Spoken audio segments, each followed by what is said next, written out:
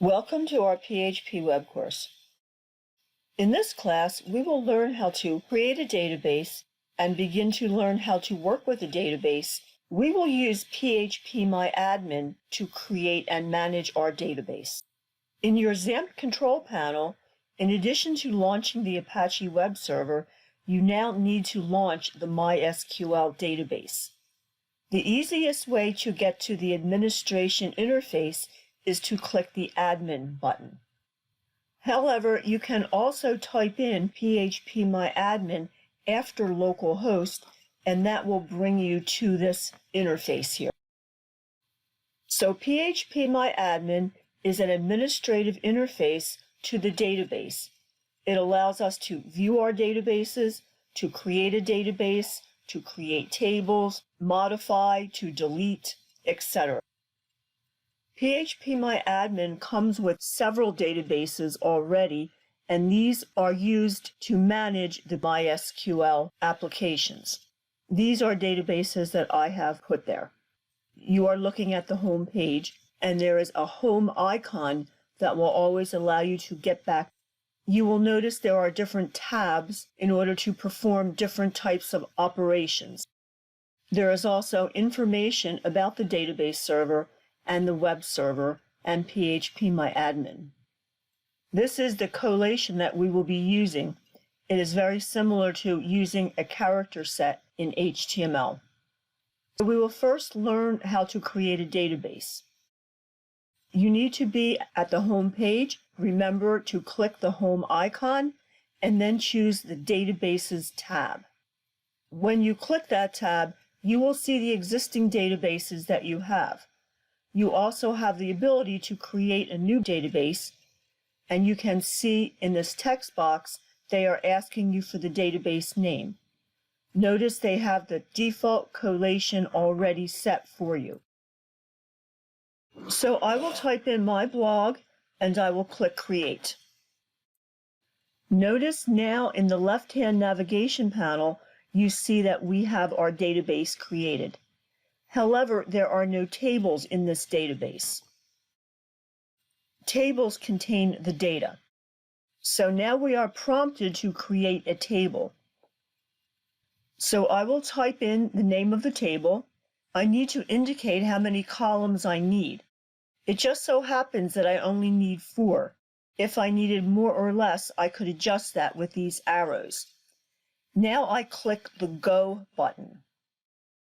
Now we are taken to a screen where we will enter our column names and define the different data type and other characteristics needed for these columns.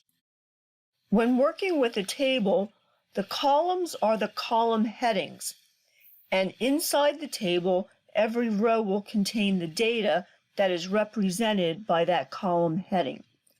The first column is typically a unique identifier, so we will give it the name ID.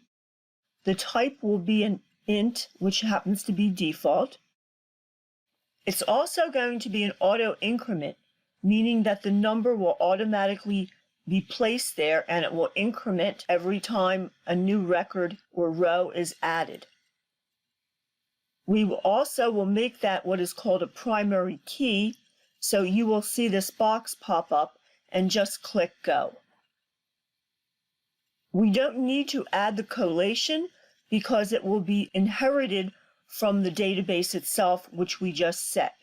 We will make this an unsigned number, meaning it will be positive, not positive and negative. If we wish to allow no value, we will click this. However, we want a value, so we will not be clicking anything in this column. The next column is title, which will be the title of the blog. The data type is varchar, meaning it can take both numeric and text data. And we will limit this to 100 characters. We do not need any other settings. The next column is entry. That will be the blog post itself.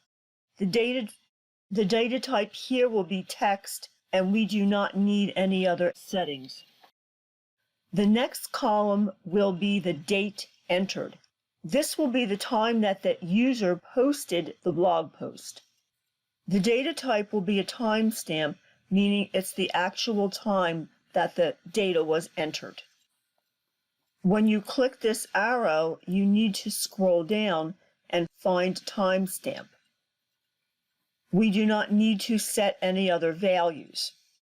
At this point, we can click Save.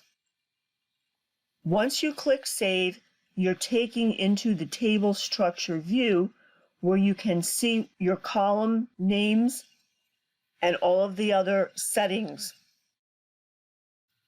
Notice that that gold key represents the primary key setting, meaning that is a unique identifier for every row or every record in this table.